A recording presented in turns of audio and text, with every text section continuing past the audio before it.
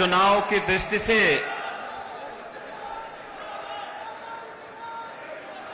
चौधरी साहब की इस पावन कर्म भूमि पर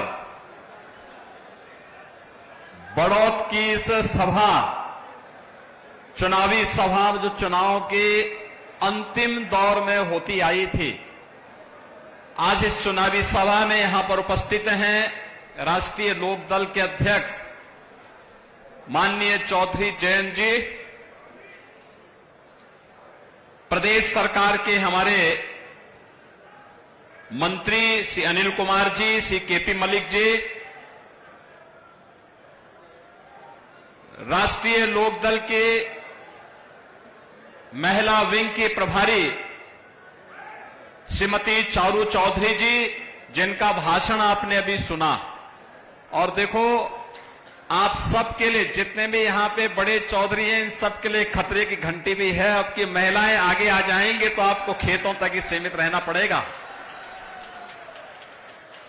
उन्होंने कम शब्दों में कितने अच्छे ढंग से अपनी बात रखी और सचमुच उनके इस भाषण के लिए मैं उनका हृदय से अभिनंदन करता हूं।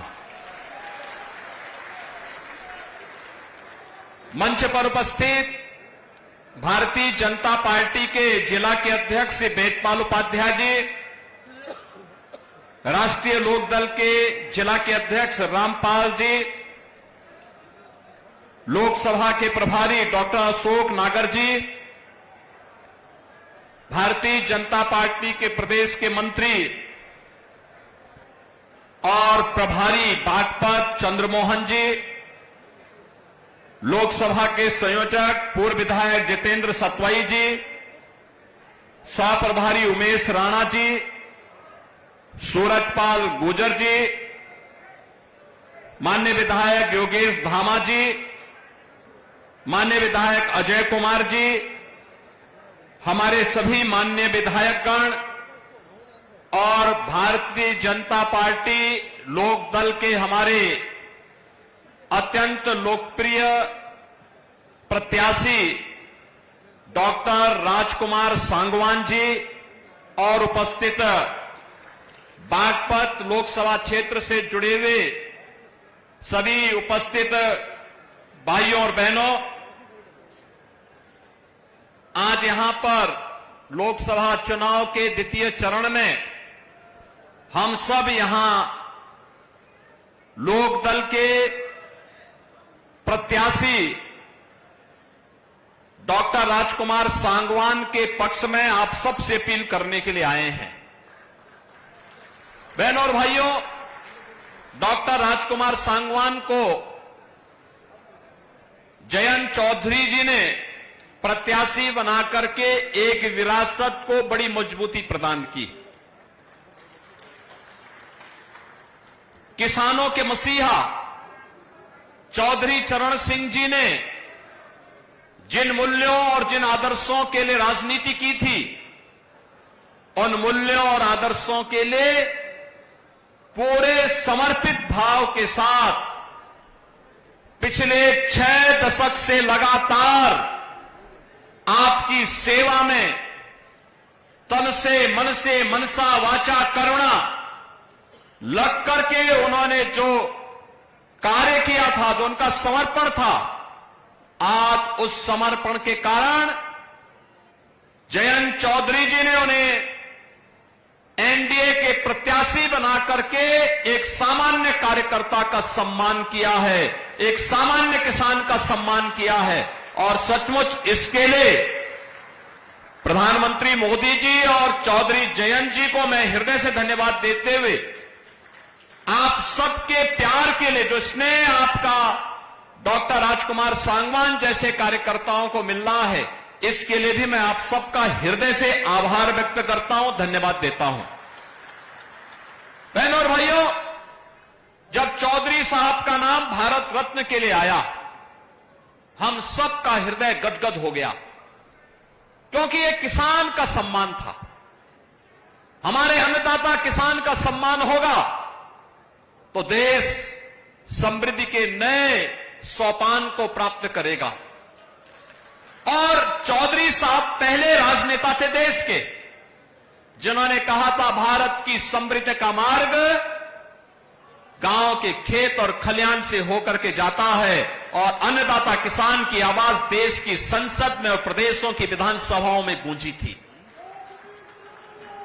और आज चौधरी साहब को भारत का सर्वोच्च नागरिक सम्मान देकर के प्रधानमंत्री मोदी जी ने किसान का सम्मान किया है, अन्नदाता किसान को मान्यता दी है। भारत की राजनीति में अब किसान को नजरअंदाज करके कोई राजनीति नहीं कर पाएगा, ये मोदी जी ने करके दिखाया है। और बहनों और भाइयों, इसीलिए चौधरी साहब की इस कर्म भूमि को मैं कोटि कोटि नमन करता हूं। बहनों और भाइयों, हम लोगों ने तो राजनीति में यही सीखा है कि अन्नदाता किसान को सम्मान मिलना चाहिए, अपने पूर्वजों के बताए हुए मार्ग का अनुसरण करके हमें कार्य करना चाहिए। और आज तो वैसे भी हनुमत जयंती है, हनुमत जयंती के अवसर पर खासतौर पर बागपत वासियों को तो और भी मैं बधाई देता हूं। आप तो हनुमान जी के साक्षात आदर्शों का पालन करते हैं, जो कार्य करना है सीधे धड़ल्ले से कर लो, कोई इधर उधर की लौंग लपेट नहीं।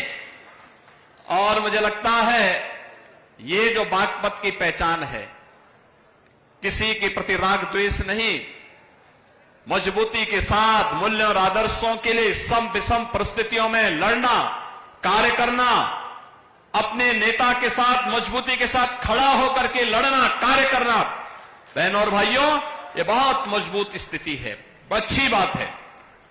मैं आज इसीलिए आपके पास आया हूं, चुनाव चल रहे हैं, कोई संदेह नहीं कि डॉक्टर राजकुमार सांगवान यहां से अब विजयी न हो, एकदम विजयी होने जा रहे हैं, कोई संदेह नहीं। आपका जो स्नेह मिला है, चौधरी साहब की आवाज, चौधरी चरण सिंह जी की, चौधरी अजीत सिंह जी की आवाज, भारतीय जनता पार्टी और राष्ट्रीय लोकदल की आवाज, अब बागपत के माध्यम, बागपत की इस आवाज को डॉक्टर राजकुमार सांगवान देश की संसद में रखेंगे। लेकिन बहनों और भाइयों, फिर भी कोई चुनाव या युद्ध हमेशा जब तक परिणाम न दे दे तब तक हमें उसके लिए निरंतर प्रयास और तैयारी के साथ काम करना होगा। और आज मैं इसीलिए आपसे कहने के लिए आया हूं, एक तरफ भारतीय जनता पार्टी राष्ट्रीय लोकदल का गठबंधन है, दूसरी तरफ कांग्रेस, समाजवादी पार्टी और अलग अलग धड़ों में बटे हुए दल हैं, जो अपने राज्यों में तो एक दूसरे के खिलाफ लड़ रहे हैं, लेकिन राष्ट्रीय स्तर पर मोदी जी को रोकने के लिए वे इंडी गठबंधन बना करके उनके द्वारा कहीं न कहीं बैरियर बनाने का प्रयास हो रहा है। आप देखो उनकी सोच ही क्या। जब कांग्रेस के घोषणा पत्र को आप देखते हैं, दो बातें उन घोषणा पत्र में नजर आती हैं। एक, कांग्रेस कहती है कि हम व्यक्तिगत कानून को लागू करके शरिया कानून को लागू करवा देंगे। इसका मतलब बाबा साहब भीमराव अंबेडकर के द्वारा बनाए गए संविधान के लिए ये लोग खतरा पैदा करना चाहते हैं, यानी देश के संविधान को एक खतरे में डालना चाहते हैं, तालिबानी शासन लागू करना चाहते हैं। क्या हम तालिबानी शासन को स्वीकार करेंगे? क्या ये देश तालिबानी शासन को स्वीकार करेगा? और दूसरी तरफ क्या कहते हैं, कांग्रेस का घोषणा पत्र कहता है हम एक झटके में गरीबी मिटा देंगे। और गरीबी कैसे मिटाएंगे?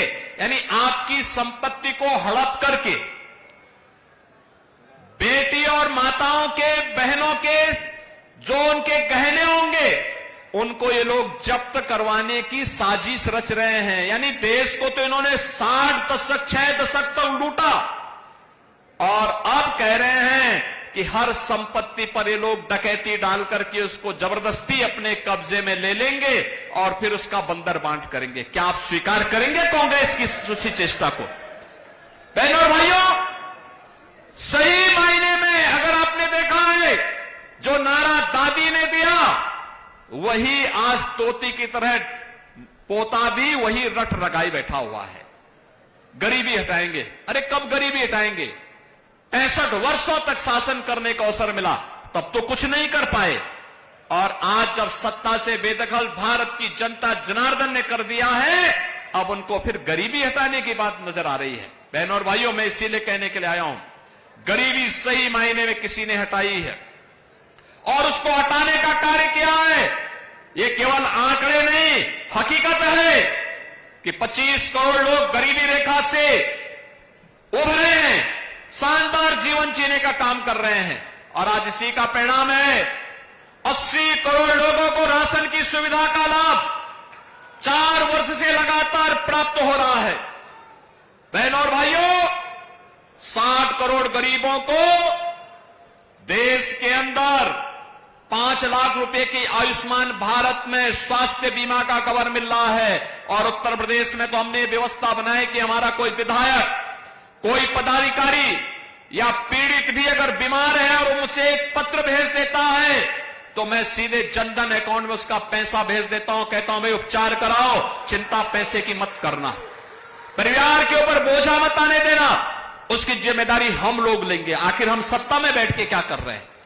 यही हमारा काम है, हर पीड़ित के साथ खड़ा होना। ये लोग क्या चाहते हैं? कांग्रेस के लोग ये आपकी संपत्ति को हड़प लेना चाहते हैं। और ये तो समाजवादी पार्टी और कांग्रेस का पुराना इतिहास है, ये तो यही इनका इतिहास है, वे अपने लिए जीते हैं।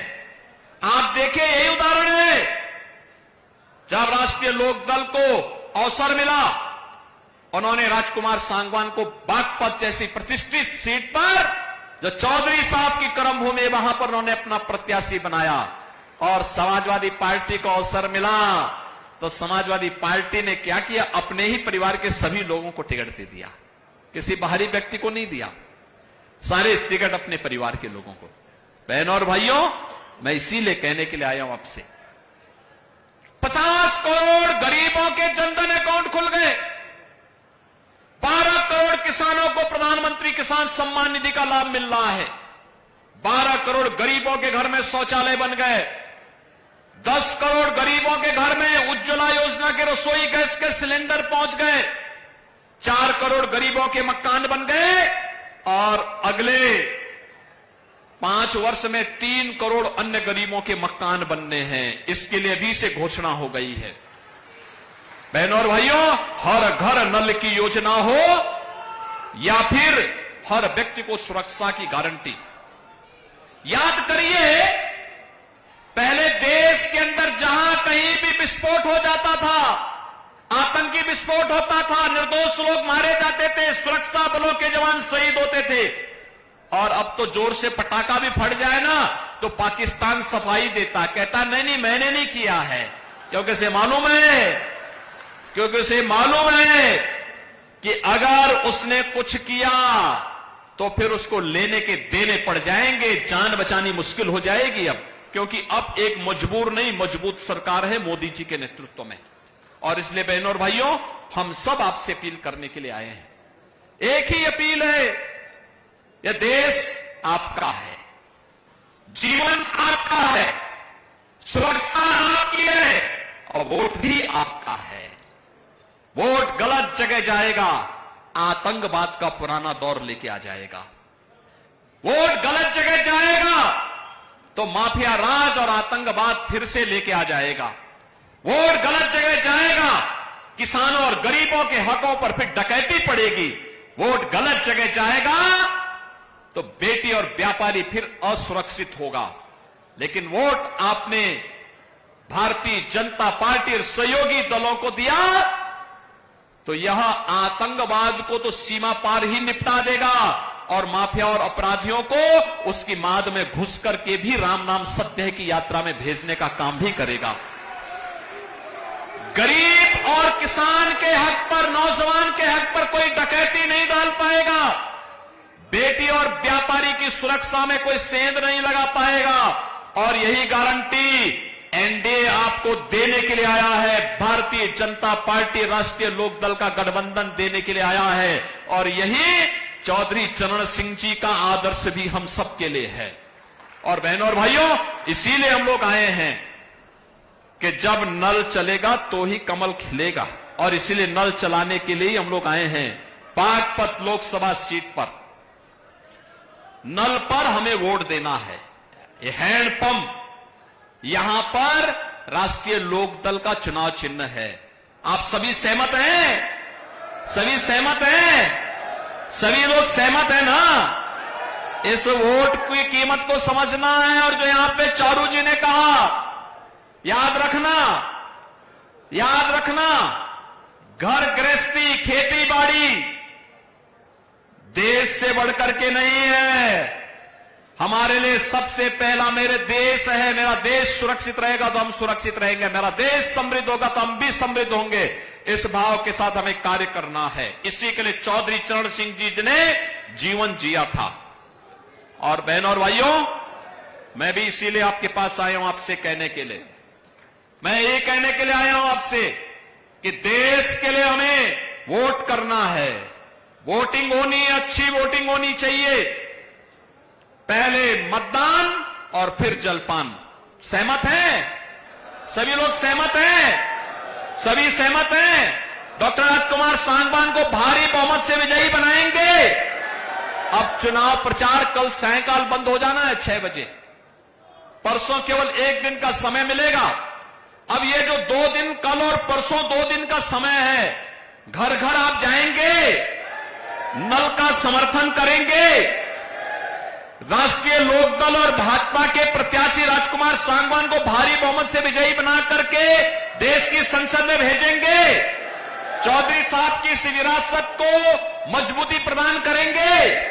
तो फिर मेरे साथ बोलेंगे, भारत माता की, भारत माता की, भारत माता की।